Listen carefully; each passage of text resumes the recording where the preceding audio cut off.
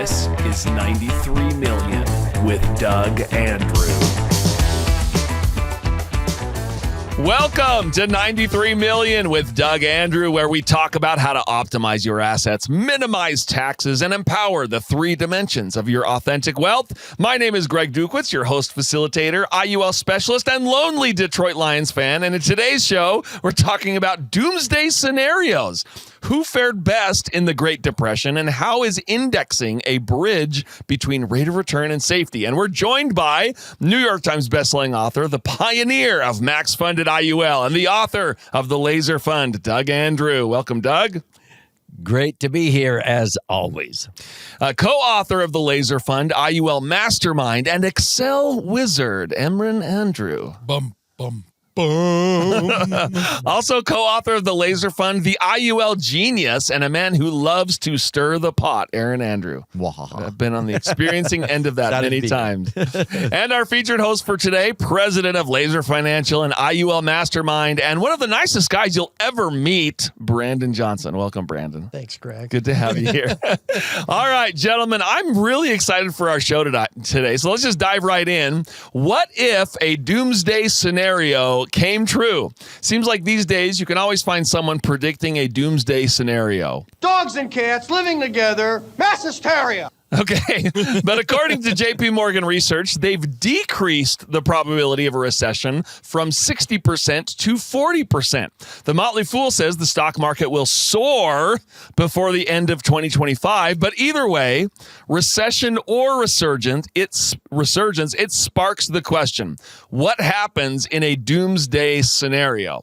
Well, according to How Stuff Works, there are 12 things that will skyrocket in value once the apocalypse hits, including sugar, candles, books, footwear, salt, honey, alcohol, cigarettes, guns and ammo, knives and hatchets. Boy, this is a dire scenario. Wow. Gasoline and seeds. And definitely not in any particular order. No. I put the guns and ammos are going to go up from number. Yeah, why are they so low, right?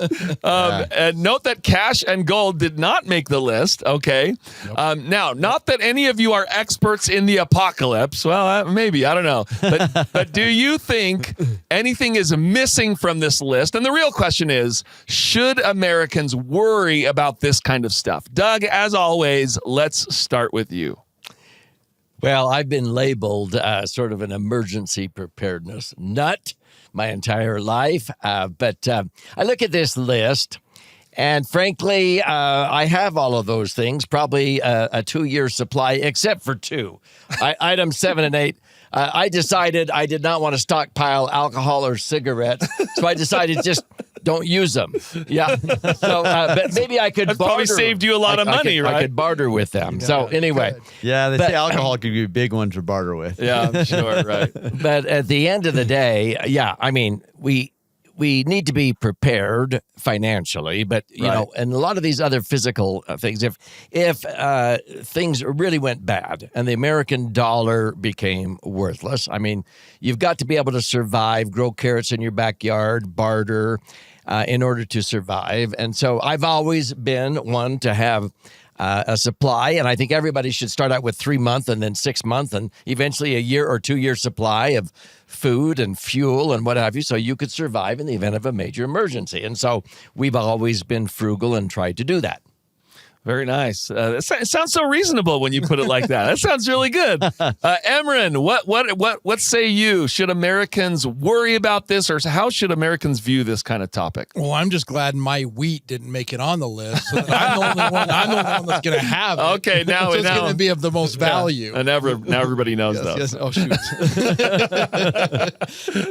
Yeah, no, exactly. Like I would just say exactly what my dad said. You know, if you're worried about this scenario, you want to make sure you have the commodities necessary to really survive. Yeah. The money, the gold, the silver. I mean, again, I'm not going to trade my bucket of flour for your bar of gold. I don't care how pretty it is. I don't care how polished it is. I'm not giving up my bucket of flour for your brick of gold. Yeah, it's interesting because many people do associate gold and precious metals with this kind of category, but it didn't make the list. Not that this list is like the all-powerful list, but I thought it was interesting. Yeah, just saying like doomsday, like worst case scenario. Yeah, that's what makes sense because I mean, we've been doing this for a long time, all of us. Yeah. And it's amazing how you get clients that get into that doomsday mentality. Right. For different times of my last 23 years of doing this, Yeah. different times where they get like really doomsday. I'm like, hey, all right, buy your food storage and guns, and the other things on this list. I was about to go buy a whole bunch of honey, by the way. I really like honey.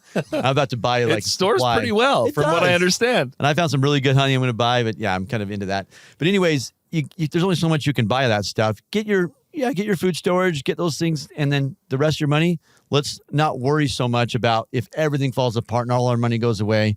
Have the essentials, but keep your financial plan going still.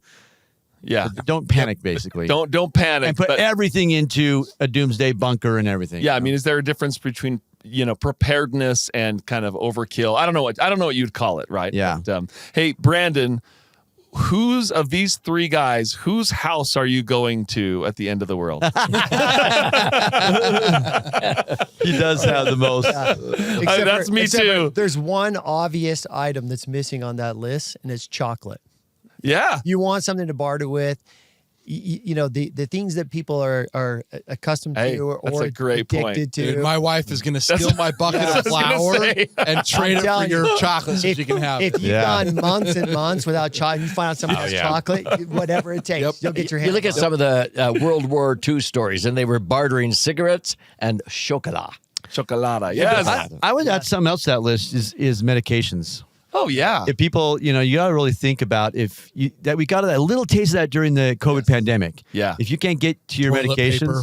Yeah. Toilet paper. Oh. Antibiotics paper. are huge. Antibiotics. Well, we Antibiotics kind of got a and stuff. taste of this during COVID, right? Yes. You Yeah. go to stores and all of a sudden, Toilet where's the toilet paper, paper? I know. Toilet Where's the paper. bottled water? Like, oh my God. Right. So, but I think it's, that's definitely be good. prepared, but don't go overboard. Yeah. All right. Well, coming up, who fared best during the Great Depression? But first, just a reminder that if you enjoy this content and you want to see more of it, please like and subscribe and ask us a question or comment. We may use it in one of our next shows.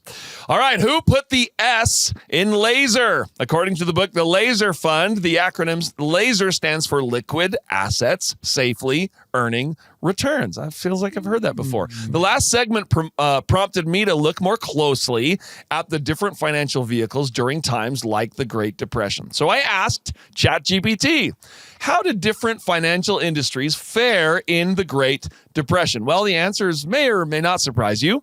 The banking industry had a severe collapse. Ouch. The stock market experienced a nearly 90% decline. That's huge. That's Yeah. That's almost gone. I was curious how accurate that was. Sometimes ChatGPT's not the perfect, right? We all know that. But I thought it's really interesting.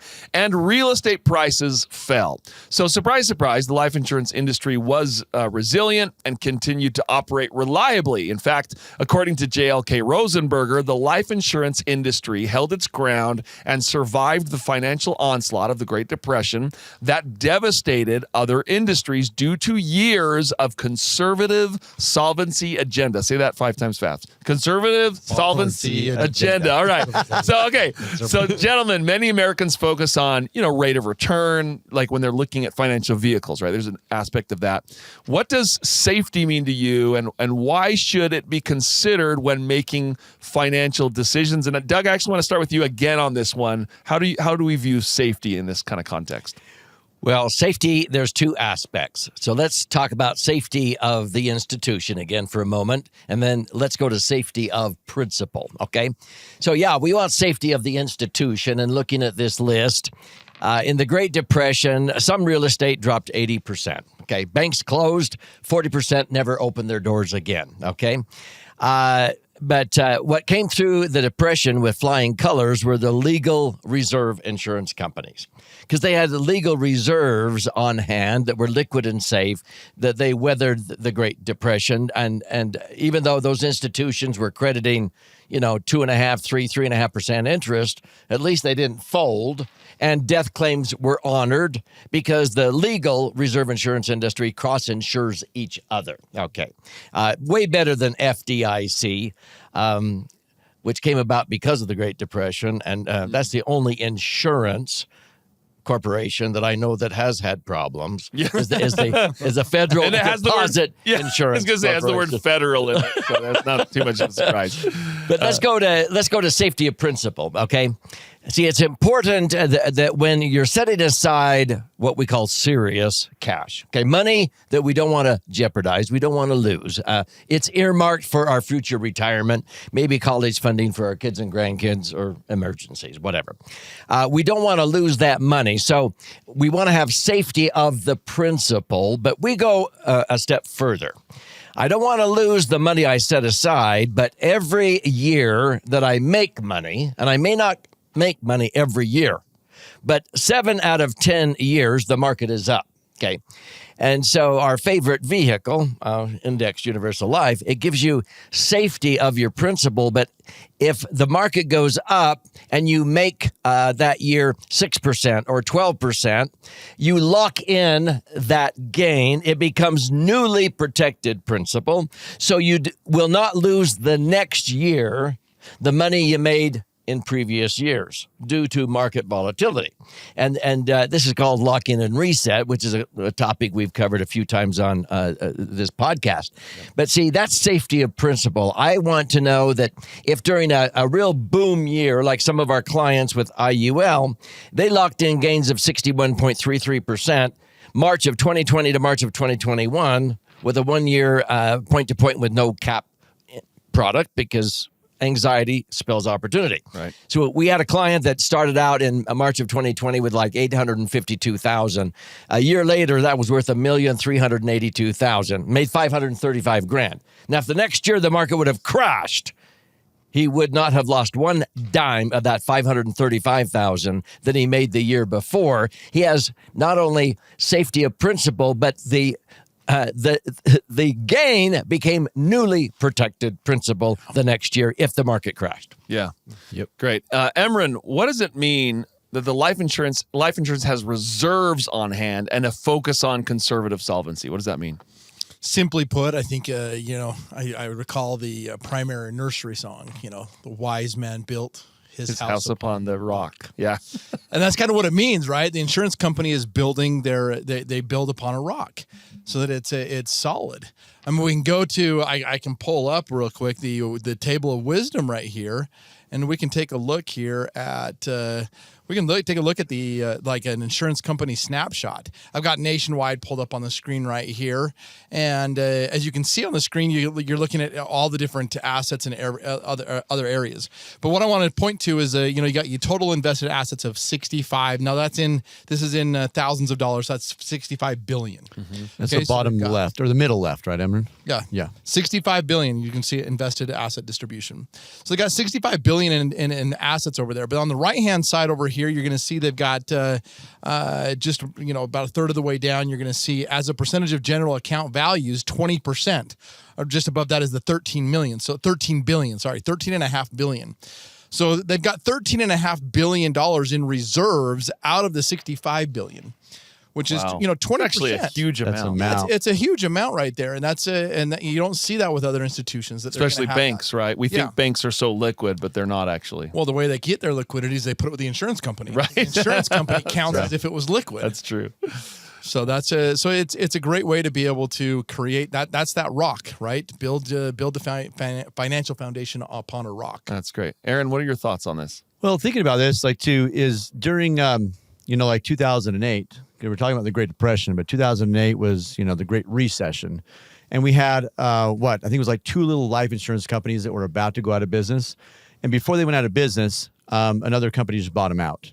So there was like no life insurance companies that went out of business in 2008. But how many banks went out of business, you guys? It was like 400, 600? 400. 400. Yeah. 900 more were on the brink with the watch list. Yep. Yeah, so with that. Bailouts and, yeah. Yeah, all that's like the insurance companies were so safe and solid. And there's only 2 little companies, like no-name companies, that got into trouble, and they just got bought out before anything, happened.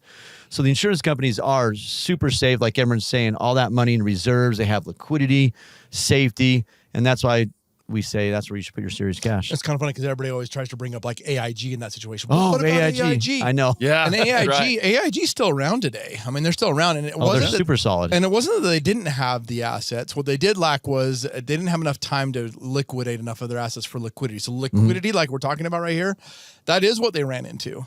Yeah. And they ran into that liquidity issue where they had to borrow money from the American people. They borrowed it, and most Americans don't even know that they paid that money back in like 9 months. Yeah. They just needed a couple little of bit of months time. To liquidate They just needed assets. a couple of months to liquidate assets for their bonds to mature, and they were going to be able to pay. And they paid it all back in 9 months. Liquidity is king. I had a client that had a $2 million policy. He had just taken out the year before.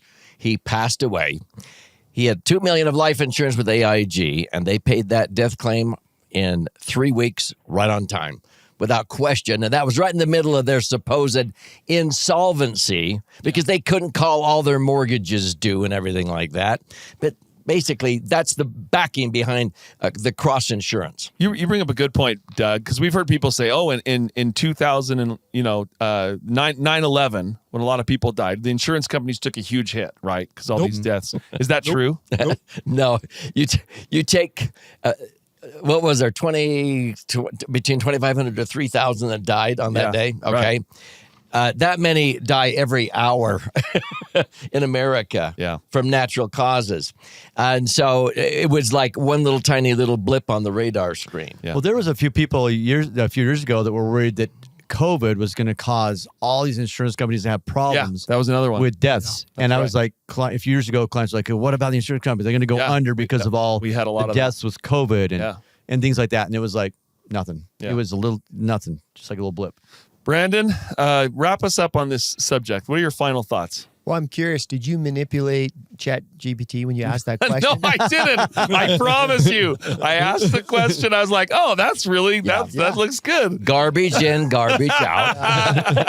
No, it's incredible when you look at that list. You're just like blown away. But I mean, you just have to go back to like 2008, and you're like, yeah, real estate was down like 30-40%, right? Yeah. This was back in Great Depression. We know the stock market, the story in 2008, and so. Where you put your money, it matters. That safe money, like you talked about, like the sacred money or safe money that you want to protect and pass on and or use for retirement or college funding. I look at these life insurance companies. If there's a tsunami and you're on an island, and I think we've probably talked about this before, but you want to be at the highest point that you can get to on that island. And these life insurance companies, financially speaking, are the highest point on an island if a tsunami came, the safest place that you can put your money. So when everything else is, falling apart or crumbling and, hey, my money with some of those reserves that you talked about, those capital reserves and the surplus and the safety, what an amazing place and opportunity we have to like park money for safety. One last thing to add to that is these companies have been around for 100, 150, 130 years. Yeah. The life insurance companies that, we use, they've been around a long time. They're very conservative. Yeah. Very Well, conservative. in 2008, the federal government asked the 5 major banks in America to disclose where they had their tier 1 assets. That's money they have to have on hand, liquid and safe in case of a run on the bank. 30 to 40% of their tier 1 assets was invested, guess where? Life insurance. In legal reserve insurance companies. Wow. Yep. That's interesting. All right. Hey, if you're enjoying this content and you're wondering how to take advantage of these ideas, Laser Financial helps individuals and families like yours implement proven strategies to grow and protect your wealth. One of our most powerful tools is the Index Universal Life Policy, or IUL. It's not just insurance. It's a tax-free retirement strategy, a way to grow your money with compound interest, and a safety net against market downturns. Imagine being protected from market losses while still participating when the market goes up, and having tax-free income that allows you to keep more of what you've worked so hard to save. Go to laserfinancial.com or call 801-505-0409 to schedule a free consultation and see how these strategies can work for you. That's laserfinancial.com or call 801-505-0409. Don't wait. Take the first step toward a brighter, more secure financial future today. Are you a financial professional wondering how you can expand your business working with Index Universal Life? Life or IUL? Are you leveraging IUL to its full potential? That's where IUL Insiders comes in. In the upcoming weeks, they're hosting the IUL Challenge. It's a free 3-day event designed specifically for financial professionals to help you build a thriving, scalable business, and that sets you apart from the competition. You'll learn proven strategies to market, design, and sell properly structured policies that deliver incredible results for your clients and your bottom line. If you're ready to elevate your practice and scale your business, visit IULchallenge.com/93 to save your seat. Spots are limited, so don't wait. That's IULchallenge.com/93. Take your business to the next level. Indexing, the bridge between safety and rate of return. Okay, so we often talk on this show about Index Universal Life or IUL. We just did that in the previous segment a little bit. Doug, you touched on it, and we kind of touched on it. And the way that it kind of earns interest is something called indexing.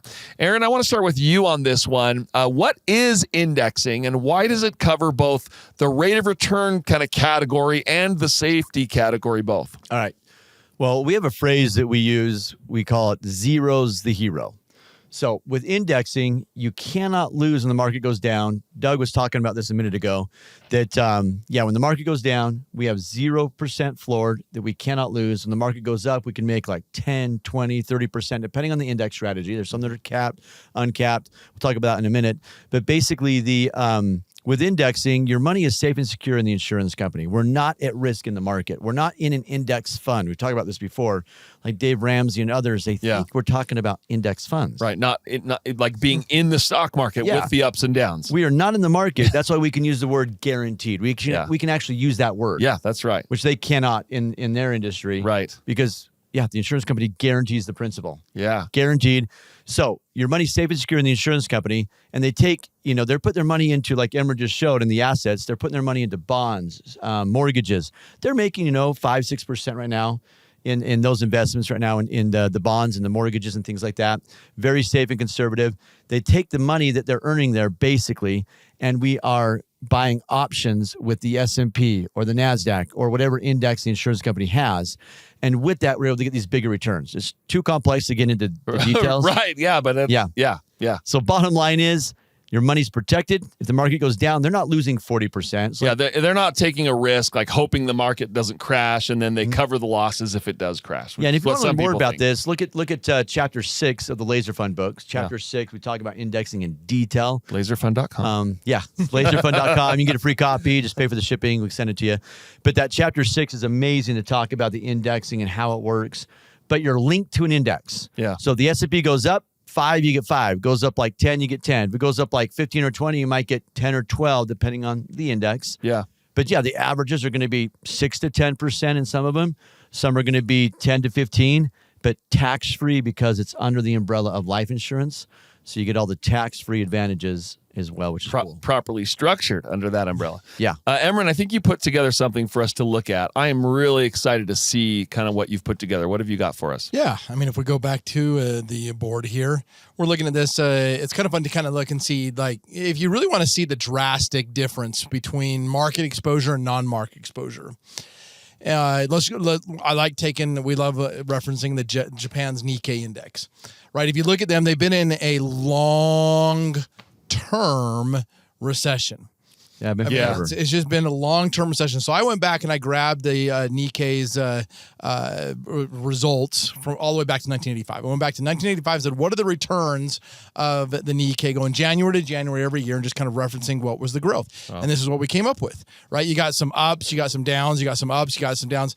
I mean, it's just all over the place. That's a roller coaster. Yeah, that's a lot of lines below the line. That's a lot of red below the line. Yeah, you're definitely violating Warren Buffett's #1 rule of money. Don't lose money. Right. And it's the reason why you see that is because if you simply apply $100,000, like if you just take $100,000, you plop it back in 1985 into like you buy the index fund. Right. You're not doing indexing. You buy the indexed fund. Right. The Nikkei. Yeah. Right. So you're invested in the market at risk. Yeah. Right. Yep.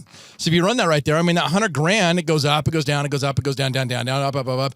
I mean, you're looking at 2025, January 2025, your $100,000 has grown to $329,000.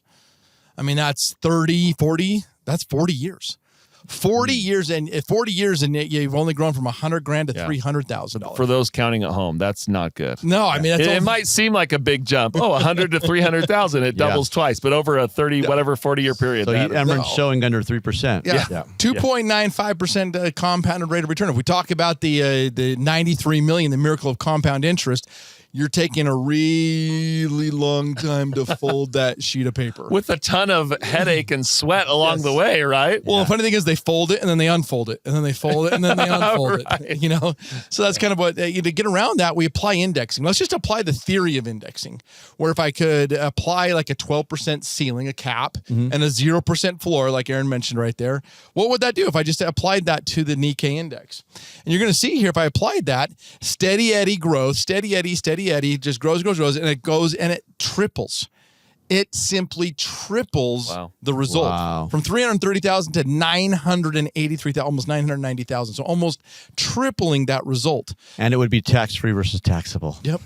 And it's interesting, at the beginning, the Nikkei actually beats the indexing example for a little bit. Coming out of the gate, right? If you look at the very beginning of the graph, it comes out of the gate and it beats. You said, slow and steady. But then it drops. Because if there's a big market uptick, we're not going to do as well as the market with indexing. But we're going to have protection on the bad years. Zero's the hero. Don't forget that, guys. Yeah, zero's the hero. Well, and I think, peace of mind is something else. Like, which one are you sleeping better at night, right? You see the count down 40% one year, up 20, it's down 30% again. And the other one, it's this smart 7-8% average. It might not be, the most exciting, like, I didn't get 44%, but hey, if I'm averaging 7, 8, 9%, I'm sleeping better at night. And I've had clients come to me recently, the last 5 years, thinking that the next 10 years is going to be more like this, like the red, where we have an, down market or barely up. And the market's actually done really well still. We've had some bad 2022. Right. And the COVID dropped for a bit, and it shot back up.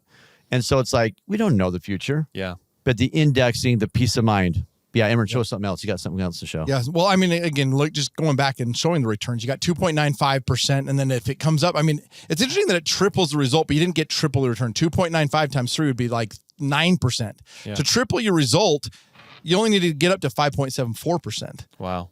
And then if you understand indexing like we do really well, you might want, if we're headed into a real volatile environment, that's where that no cap option that we've referenced back in COVID and other things that you can look at. So I just applied that a no cap. Like, what if we just stuck to a 60% par? So you only get 60% of what the market does. Mm-hmm. So market goes up 10. What do we get? 6. Okay. So you're only going to get 60% in the growth years, 0% floor stills. And if you apply that in a real volatile market like the Nikkei over the last 40 years, it jumped all the way to 1.5. Wow. Yeah, you guys can't see that, but it's 983. Yeah, 90. Yeah, we might have to move that. There we go. Thanks. Up to that 1.5 million. So you're 329, 983, or 1.5. So I mean, it can either triple or quintuple the result. And that's just the beauty behind indexing. And tax-free. It gives you predictability. And that's only jumped up to a 6.88% return. Wow. To do 5 from times. 5.7 to 6.8? From 2.95 at the on the red, 6.88. I mean, it grows from 329 all the way up to 1.5 just by getting a 6.88% return. It's a good lesson too, because some people think, oh, I've got to double my return to get, where I need to be. And that's not really true when you consider compounding and how that works. That miracle of 93 million. Yeah. Brandon, I want to come to you on this because Emron mentioned two different he mentioned two different indexes, right? That would give you two different results. How, what kind of indexes for people watching, what kind of indexes exist? Can you choose more than one? How does it work with these kind of policies? Can you change them? Like how do indexing work on a functional level within policies? Yeah, it's important to know that like each carrier kind of has their own index strategies or accounts, as we refer to them. Most of them have, like a 1-year S&P 500, but then you get some that have some variations. Like Emron mentioned the uncapped. There's uncapped, or there's like a participation rate, where typically they're all going to have a floor of 0, and then they're going to have a cap. Now, some of them have uncapped. When would you want to use an uncapped versus, a capped, and why? And there's different circumstances in the market where it might present itself where there's a lot of volatility, and maybe you want to take advantage of capturing the upside after a drop. And so that's where we look at going heavier on the uncapped. And then there's other types of strategies where maybe during smooth volatility where we're not seeing as much volatility. I know it's been a while since we've seen that, but there are index strategies that will perform better under those circumstances. So it kind of depends on the circumstance. And that's why you kind of meet with a specialist, look at how we're allocated the previous year going into the next year, where are things trending with the market, and see if we want to make some adjustments to capture better returns based on the circumstance. So someone's not locked in to a certain index their whole life. They can pivot and change strategies as the cycles change. Typically a 1 year. Now there are, 2 years, 2 year point to point strategies. So you have 24 months and there might be a 5 year, Okay. 60 months. And so, but for the most part, most of them are A lot of 1 year 1 year. strategies, but there might be times where you want to utilize the 2 year or the 5 year. Usually if you're going to be in a 5 year strategy, you kind of capture the whole market. You just have to wait 5 years to get a credit. Yeah. So you got to be patient. But Those you are just- cool. But yeah, they're pretty cool. they're pretty cool. They Like- give you a really aggressive, upside, right? Yeah. Well, to be that's the patient. thing is what's cool is you can meet with clients, you show them like the average returns of each of these. Like some of them might be an average of 6.5, 7.5, 8, 9, 10 with multipliers, which we explained in chapter 6 of the book. You can actually even pay up to, with some companies, up to an extra 7.5% fee. That sounds crazy at first, Right. but that's not a It's a high fee that, fee. yeah, it's like that fee's optional. And why you're opting for that? It's just going into that option budget that I mentioned, and that's supercharging your return by 2.36 times. So those, even net of that fee, we can average now 10 to 15% average returns, Yeah. tax-free. Yeah. And so you can go aggressive, you can go more conservative, and you can say, I want 25% into like 4 of them, right? Yeah. Yeah. And even that, what you said is switchable, right? You can kind of turn that off and on Turn it from on time and to off. time. There's so many cool things. Like there's so much customization in these. But Emran, what you showed, you didn't show any like switching in between. No. You showed one index Yep. strategy all the way through, and then a different indexing strategy all the way through. Yep. Without ever switching or Without ever rebalancing or anything. Yep. But you could if you wanted to. But you could if Yeah. you're smart, you know what you're doing. I mean, if you work with somebody who's been around a bit, Ah. and you can improve the It's situation. a very good point there. All right, Doug, what are your thoughts on all of this? Wrap us up on this subject. Three points that I'd like to make. The first one, the diversification, because I've had clients for over 5 decades. Well, what about this idea of diversification? I go, so I wouldn't recommend you diversify your money into inferior products or strategies.